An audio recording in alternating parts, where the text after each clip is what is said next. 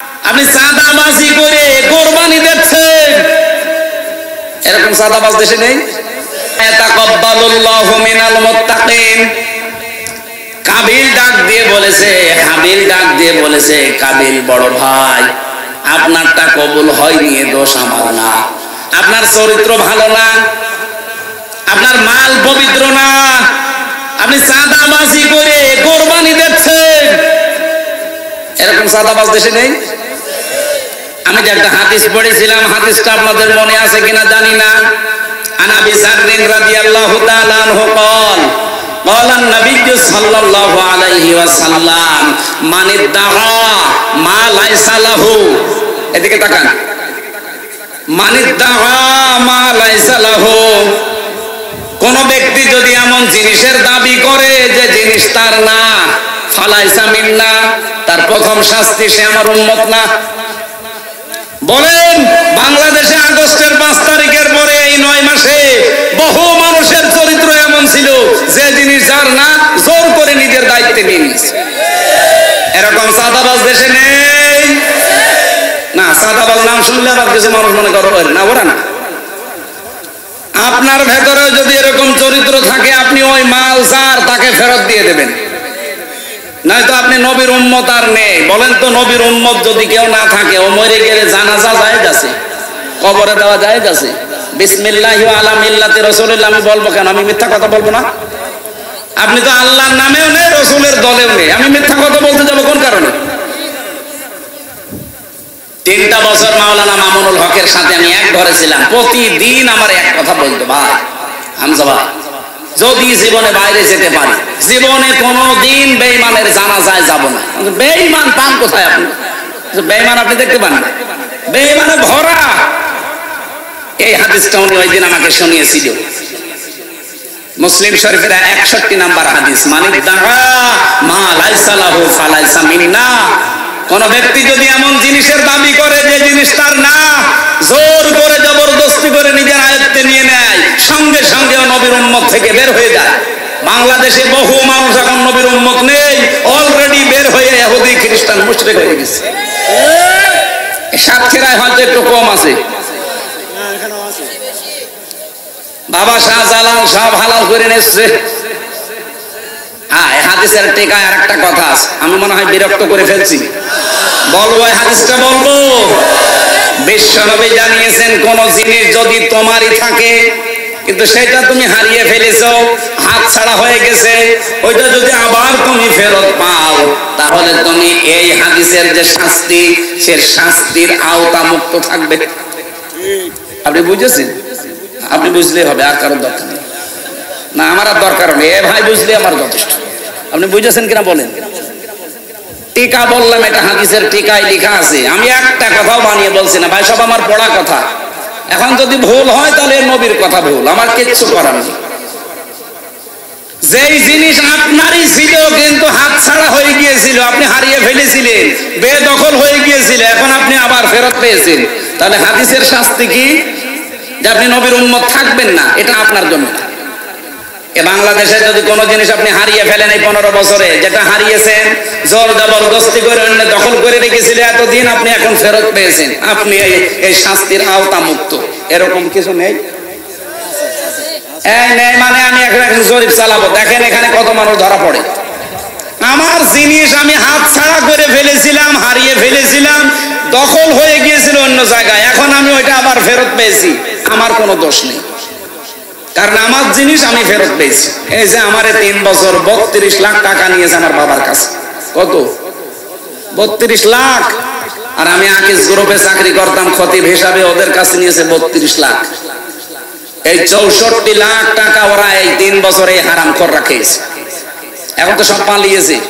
এই টাকাগুলো যদি এখন আমি ফেরত চাই, আমার কি অপরাধ হবে? কারণ টাকা আমার, ফেরত দেন। আমার মামলার আয়ু সেদিন এসে আমার কাছে বলছে, হুজুর মাফ করে দিয়ে। মাফ করবো, আগে টাকা ফেরত দিয়ে। মাফ তো করে দেওয়ার জন্য বসে আছে, আগে টাকা দেন এরপরে মাফ। না, টাকা কোথায় পাবেন? টাকা পাবেন কোথায় মানে? বগুড়াতে এক মাহফিলে উঠেছিলাম, ওসি আমারে তাড়া দিয়েছিল ওই আগস্টের 5 তারিখের আগে। ওই সময় মার্চ মাস চলছিল, কি তাড়া, মার্চ না এপ্রিল যেন, হ্যাঁ এপ্রিলে, সে মাঠের ভেতর দিয়ে এরকম মাঠের ধানের ক্ষেতের ভেতর দিয়ে 2 কিলোমিটার শুধু দৌড়িয়েছে। শেষে পা মা কাটা মাটা কামড়ে আশ্চর্য, রক্ত বিভিন্ন জায়গায় কাটা ছাটা হয়ে ধরতে পারে, কিন্তু গাড়িটা আটকিয়ে দিয়েছে। গাড়ি ওই মাহফিলের গেটে ছিল, ড্রাইভারের নিয়ে গাড়ি নিয়ে থানায় চলে গেছে। পরবর্তীতে গাড়ি বলছে গাড়ি ছাড়তে পারি, টাকা দেওয়া লাগবে। কত? প্রথমে দাবি করেছিল অনেক, পরবর্তীতে 1,13,000 টাকা নিয়ে গাড়িটা ছিঁড়েছে। ভাই আমার সাথে যে বক্তা ছিল মাওলানা আব্দুল বারী, ও বিভিন্ন জায়গা থেকে জোগাড় মোগাড় করে দিয়ে বলে ভাই গাড়িটা ছেড়ে দিন। এই আগস্টের 5 তারিখের পরে ও শয়তান, ওর নামে বিভাগীয় মামলা হয়েছে, ও পালিয়েছে। ও কি করে খোঁজ পেয়েছে আমার মাহফিল সিরাজগঞ্জে, ও এসে আমার কাছে বলছে হুজুর মাফ করে দিয়ে। কে আপনি? আমি সেই বলছি আবুল কালাম আজাদ। আরে ভাই এদিকে আপনারে তো খুঁজছি, মাফ তো করবো, আমার সেই টাকা কই? টাকাগুলো ফেরত দিয়ে দেন, মাফ করে দিন। টাকা কোথায় পাবো? আমি পালিয়ে পালিয়ে বেড়াচ্ছি, আমার নামে এমনি মামলা হয়েছে। না, টাকা না দিলে মাফ নেই, কারণ আমার গাড়ির কাগজপত্র সব ওকে, রোড পারমিট ওকে। আপনি কেন আটকালেন? যারা আপনাকে এরকম কিছু করতে বলেছিল তাদেরকে তো ধমক দেওয়ার কথা আছে, ও তো কোরআন দিয়েই কথা বলে, আমি কেন ওকে আটকাবো? আর আপনি আমাকে তাড়া দিলেন না, আর টাকা নিলেন, এই টাকাগুলো ফেরত দেন। 7 দিন সময় দিলাম, 1 লাখ টাকা ফেরত দিস, আর 13,000 হুজুর মাফ করে, আমি আর পারবো না, আমাকে কেটে ফেললেও আমি আর টাকা দিতে পারবো না। ঠিক আছে, মাফ করে দিন। বাংলাদেশে পুলিশ টাকা ফেরত দেয়, এটাই মনে হয় প্রথম। এখানে পুলিশ আছে নাকি? পুলিশের পকেটে টাকা ঢুকে গেল, এটা যে আবার বের হবে, এটা আজরাইলও বের করতে পারবে না। আমি পারলাম, অন্তত 1 লাখ তো পেরেছি, এখনো কত বাকি আছে? আরে ভাই এই 13,000 তো থানা, আর ওরা এই 3 বছরে 32 লাখ, আর আকিসের 32, 64 লাখ। যতদিন টাকা ফেরত পাবো না ততদিন কল দেবে, বলবো মাপ নেই, আগে টাকা দিন। এখন ভয় পায়, বলো হুজুর কোন জায়গায় বলে দিলে আমার বাড়ি ঘরে আগুন লাগিয়ে দেবে। তোর বাড়ি ঘর কি 64 লাখ টাকা হবে? কি জুলুম করেছিলেন বলেন তো জেনে শুনে। এখানে 15 বছরে আমরা যেটা হারিয়েছি, অনেকে চেয়ারে উঠতে পারি না, যে চেয়ারে ওঠার কথা উঠতে পারি না, এরকম জায়গা নেই দেশে। আরে ভাই নাম ধরা লাগবে, আপনি বুঝতেছেন? যে যেখানে যেটা হারিয়ে ফেলেছেন, ওইটা যদি এখন আবার ফেরত পান, সে টাকা পয়সা বলেন, ক্ষমতা বলেন, চেয়ার বলেন, যা জমি জায়গা বলেন, দোকান বলেন, বাড়ি বলেন, যা হারিয়েছেন এটা ফেরত পেয়েছেন, আপনার গুনাহ নেই। এই যে ইসলামী ব্যাংক, যাদের ব্যাংক তারা ফেরত পেয়েছে। অনেকে বলছে না এটাও চিন্তায় হয়ে গেছে। আরে ভাই ব্যাংকে আপনার বাবার ব্যাংক, যাদের তারা ফেরত পেয়েছে, এতদিন হাত ছাড়া হয়ে গিয়েছিল। কথা বলেন না কেন? যাদের ব্যাংক তারা ফেরত পেয়েছে, তারা এই হাদিসের শাস্তির আওতামুক্ত থাকবে। দ্বিতীয় নম্বরটা একটু কঠিন। ওয়ালিয়াতাবাওয়া মাকআদাহু মিনান নার, বিশ্বনবী জানিয়েছেন সে যেন নিজে জাহান্নামে নিজের স্থান তৈরি করে নিল। ও বাংলার মানুষেরা খুব সাবধান, নামাজ পড়ে ওই তাহাজ্জুদের নামাজ পড়ে নাকি শামীম ওসমান 72 রাকাত, পুরা সিটা। তাহাজ্জুদের নামাজ কয় রাকাত ভাই? সর্বোচ্চ 12 রাকাত। 8 রাকাত 12 রাকাত সর্বোচ্চ। আরো শয়তান বলে 72 রাকাত পড়ে, ও জীবনে তাহাজ্জুদই পড়িস কিনা আল্লাহ জানে। এরকম দাহা মিথ্যা কথা বলে বলে মানুষকে ধোকা দিত যে আমি ইসলাম বুঝি না, প্রতিদিন 70-72 রাকাত নামাজ পড়ি। ওরে বাবা, 5 রাকাত 6 রাকাত নামাজ পড়তে গিয়ে আমার হাঁটু ব্যথা হয়ে যায়, আর 72 রাকাত নামাজ পড়ে তো আমার দাদার বয়সী। এই পুরা মিথ্যার উপরে টিকে ছিল এই মানুষগুলো। আমার ভাইরা, এবার আমার মূল যে কথাটা বলার জন্য আয়াতটা পড়েছিলাম ওইটা চলে এসেছে, একটু খেয়াল করুন। রব্বুল আলামিনের কোরআনে কারীমের এই আয়াতের শেষের দিকে জানিয়ে দিয়েছেন ইন্নার পরে মা দিয়ে। আমি বলছিলাম না, মা শব্দ যদি ইন্নার পরে যোগ হয় বাংলা অর্থ কি দাঁড়ায়? কেবলমাত্র, একমাত্র, শুধুমাত্র, মূলত, হবে, এইটাই 33টা অর্থ আছে। আল্লাহ বলেন হাবিল তখন ডাক দিয়েছে, হ ভাই কাবিল, তোমার চরিত্রের কারণে, তোমার অবৈধ সম্পদের কারণে তোমারটা কবুল হয় না, আমি করব কি?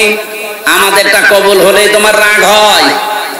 এই 9 মাসের ভেতরে আমরা যারা প্রমাণ করেছি চরিত্র দিয়ে, কথাবার্তা দিয়ে, ব্যবহার দিয়ে, মানুষের পাশে দাঁড়িয়ে যে আমরা পারি, তাদের উপর একটা মানুষের আস্থা অলরেডি এসে গেছে। কিন্তু যারা পারে নাই তারা এখন শুধু মুখের উপরে চড়ে আছে, ওই কাবিলের মতো। না না, কি আপনি পেরেছেন? এই যে গরম চলছে, কুষ্টিয়া বাংলাদেশ জামাত ইসলামের পক্ষ থেকে স্যালাইন, পানি আর শরবত দেওয়া হচ্ছে। আপনার টাকা নেই?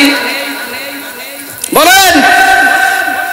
কালকে আমার সাতক্ষীরা সদরে বালি থাকি, নাম জানো, ওই যে লাভসা, ওখানে সফলতার চাবিকাঠির উপরে আলোচনা ছিল। 5টা কর্মসূচি বলেছিলাম, তার ভেতরে 4 নম্বর ছিল এইটা, আও ইতআমুন ফি ইয়াউমিন যি মাসগাবা ইয়াতীমান যা মাকরাবা আও ইতআমুন জি মাতরাবা, ইয়াউমিন জি মাসগাবা, মাতরাবা, দুইটা, একটা মাসগাবা একটা মাতরাবা। এখানে 2টা শব্দের ব্যাখ্যা পেয়েছি আমি। যারা সফল হতে চান, পৃথিবীর ময়দানে মানুষের মন জয় করতে চান, প্রথম নম্বরে আপনাকে অসহায় মানুষের কাছে ছুটে যাওয়া লাগবে। আপনি আগস্টের 5 তারিখের পরে যে ধাক্কা বাংলাদেশে গেল, এই যে ফেনী দিয়ে, দেখেছেন না? টাকাওয়ালা মানুষ দেশে কম ছিল, কেউ তো এগিয়ে যায়নি। আমিরে জামাত এ পর্যন্ত কাপড় তুলে চলে গেছে। এমনি মানুষের মন তার দিকে আল্লাহ ঝুঁকিয়েছে। পৃথিবী বিমুখ হয়ে যায় মানুষ, যখন দুনিয়া বিমুখ হয়ে যায়, তখন সূক্ষ্ম কিছু জিনিস আল্লাহ তার ভেতরে ঢেলে দেয়, যেটা আমিরে জামাতকে আল্লাহ দিয়েছেন। সাংবাদিক প্রশ্ন করেছিল, বাংলাদেশ জামাত ইসলামী এত বড় জনপ্রিয় দল, তাহলে আজ পর্যন্ত ক্ষমতা আসতে পারে নাই কেন? উনি জবাব দিয়েছিলেন, আজান দেয় মুয়াজ্জিন, সবাই নামাজে আসে, এর দোষ কি মুয়াজ্জিনের? বলেন বলেন। আরে ভাই, আজান তো আমি মন থেকেই দিচ্ছি, এখন আপনি নামাজে না আসলেও দোষ তো আপনার। কথা বলেন না কেন? এখানে দুনিয়াদার হয়ে গেলে আপনার থেকে মানুষের মন আল্লাহ উঠিয়ে নেবে, কিন্তু যখন দুনিয়া বিমুখ হয়ে যাবেন, দুনিয়ার প্রতি আপনার আকর্ষণ বিকর্ষণে পরিণত হবে, তখন তামাম পৃথিবীর সৃষ্টি জগতের ভেতরে আপনার প্রতি আলাদা একটা মহব্বত এবং সূক্ষ্ম সূক্ষ্ম জ্ঞান আল্লাহ আপনার ভেতরে ঢেলে দেবে। জীবনে কল্পনা করতে পেরেছেন যে এরকম একটা উত্তর দেওয়া যায়? যে তাই তো আমার কাছে বললো, আমি বলতে পারতাম না যে এত জনপ্রিয় দল আপনারা, এত মানুষ এই দেশে এত ভালোবাসে আপনাদের, ডাক দিলে হাজার হাজার মানুষ এক জায়গায়, ক্ষমতায় যেতে পারেন না কেন? দোষ কি আমাদের না যারা আসে না তাদের? আমি তো মন থেকেই ডাক দিয়েছি কোরআনের বিধানের দিকে। বলেন তো, বাংলাদেশ জামাত ইসলামের প্রতি একটা মিথ্যা তহমত এতদিন যারা দিয়েছে, যাদের আকীদা ঠিক নেই। বাংলাদেশ জামাত ইসলামের আকীদা হচ্ছে জমিন আল্লাহর, সিদ্ধান্ত আল্লাহ। কথা বলেন না কেন? কিন্তু নারী কমিশনের ওর 3 নম্বর পয়েন্ট, আমি 318 পৃষ্ঠা পুরাটা পড়েছি, ওর 3 নম্বর পয়েন্টে ওরা লিখেছে, দেহ আমার, সিদ্ধান্ত আমার। এটা কোরআনের একেবারে ডাইরেক্ট বিরুদ্ধে, সূরা আরাফের 54 নম্বর আয়াতের বিরুদ্ধে। আলা লাহুল খালকু ওয়াল আমর। বাংলাদেশ জামাত ইসলামী যারা করে, আমি নাম ধরে বলছি ওপেন ভাবে, আপনার রাগ হলে হোক, এদের আকীদা হচ্ছে জমিন আল্লাহর, আইন চলবে। এর বাইরে যদি কারো আকীদা থাকে, এখানে জামাত ইসলামের যদি কেউ থাকেন, আপনার দল আমি আর করব না। কেউ যদি বলতে পারেন যে না জমিন আল্লাহর, এখানে আইন চলবে আমার বাবার, আমি আপনার সাথে নেই। এই কথা বলবেন না কেন ভাই? মানুষের মন জয় করার জন্য আল্লাহ 5টা জিনিস দিয়েছেন সূরা বালাদে। একটু ভালো করে নিজেরা পড়বেন, মিলাবে। এমনি মানুষের মন দিকে ঝুঁকে যায়। যারা অসহায়, দরিদ্র, ধোলামলিন, এই মানুষগুলোর কাছে যারা এগিয়ে যায় এবং নিকট আত্মীয় স্বজনের যারা খোঁজ খবর রাখে, ইয়াতীমান যা মাকরাবা, গরীব থেকে এসেছে। ইয়াতীম মানে অসহায়, মিসকিন, মা বাবা নেই, যারা এই দুর্বল মানুষের কাছে যারা নিকট আত্মীয় স্বজনের খোঁজ খবর রাখে, একামতে দিন এই দেশে যারা প্রতিষ্ঠা করতে চায়, আপনি দেখবেন এই গুণগুলো তাদের ভেতরে আছে। নিজে না খেয়ে মরবো, কিন্তু অন্যকে অগ্রাধিকার দেওয়া লাগবে। কথা বলেন, কথা বলেন। ওয়ায়ুসিরুনা আলা আনফুসিহিম ওয়ালাউ কানা বিহিম খাসাসা। রব্বুল আলামিন বলেন, তাদের নিজেদের প্রয়োজন থাকার পরেও তারা অন্যকে অগ্রাধিকার দেয়। এরকম মন আমি সবাইকে দেই না, দেই শুধু তাদের আদিল লাতিনা আলাল মুমিনিনা আইজ্জাতিন আলাল কাফিরিন। যে মানুষগুলো এই পৃথিবীতে নিজেদের প্রতি রহমদিল কিন্তু কাফেরদের প্রতি কঠোর।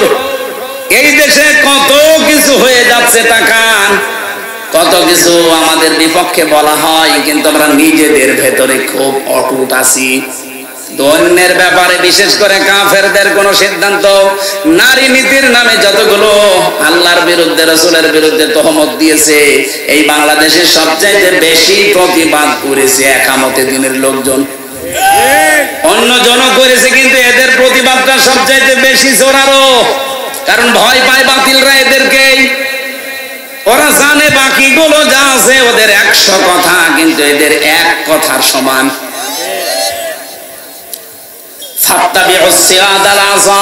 হাদিস মুসলিম শরীফ, এদিকে তাকান। নবীজি বলেন, যেই দলের দ্বারা ইসলাম কায়েম তাড়াতাড়ি সম্ভব, ফাত্তাবিউস সিরাতাল আযম, তাহলে তোমাদের উচিত হবে ওই দলকে সমর্থন করে জায়গা মতো পৌঁছিয়ে দেওয়া। এখন আমি বিবেকের উপরে ছেড়ে দিলাম। দুনিয়ার যে কোনো জিনিস কবুল হতে হলে জোর করে হয় না। ওই কাবিলের মতো জোর জবরদস্তি দিয়ে চাপাবাজি দিয়ে হবে না। ক্বালা ইন্নামা ইয়াতাকাব্বালুল্লাহু মিনাল মুত্তাকিন, পৃথিবীতে যারা মুত্তাকি আল্লাহ শুধুমাত্র তাদেরটাই কবুল করবেন। এখন মুত্তাকি কি, এটা খাওয়া লাগে না কিনা লাগে? বাংলাদেশে বহু মানুষ মুত্তাকি শুধু পোশাকে লেবাসের দিকে তাকিয়ে মনে করে এটা মুত্তাকির সংজ্ঞা। বিশাল জুব্বা গায়ে আছে, পাগড়ি মাথায় দেওয়া আছে, হাতে তসবিহ আছে, এই পোশাকে লেবাসে আমরা তাকওয়া খুঁজে বেড়াই। তাকওয়া কি, এটা অনেকে আমরা এখনো পর্যন্ত বাস্তবে জানি না। তাকওয়া মানে যোগ্য। তাকওয়া মানে কি? যোগ্যতা অর্জন করা লাগবে আপনাকে। আজ বাংলাদেশে প্রতিটি সেক্টর, মসজিদ থেকে শুরু করে সংসদ পর্যন্ত চালানোর যোগ্যতা এই দেশে কোন দলের আছে সঠিকভাবে আপনি বলেন? আপনি যেই দলের পাবেন সেই দলে আপনি যান, আমাকেও নিয়ে চলেন, আমি যাব। কারণ আমি হাদিসটা 100% বিশ্বাস করি। ফাত্তাবিউস সিরাতাল আযম, যেই দলের দ্বারা ইসলাম কায়েম দ্রুত সম্ভব, তোমাদের আদেশ দিলাম ওই দলকে সাপোর্ট করে জায়গায় পৌঁছিয়ে দাও। এই হাদিস আমি এখন বানালাম, বলেন। 73টা দল কাজ করছে এই দেশে, জেনারেল ইসলামী মিলে। এত দলের ভেতরে আপনি নিজেই এখন বিবেক দিয়ে বলেন, মসজিদ থেকে সংসদ পর্যন্ত চালাতে পারে একটা দলের নাম বলেন। যেটা পারে আপনি সেই দিকে যাবেন। এটা যদি রাজনীতি মনে হয় এটাই রাজনীতি, যদি মনে হয় এটা ধর্ম ব্যবসা, এটা ধর্ম ব্যবসা। আমি জানি অনেকের মন আমি পাবো না, আমার মন পাওয়ার দরকার নেই। আমি হক কথা বলেছি, এটা আপনার যা ভালো লাগে করেন। আল্লাহ আপনারটা কবুল করবে না যতদিন আপনি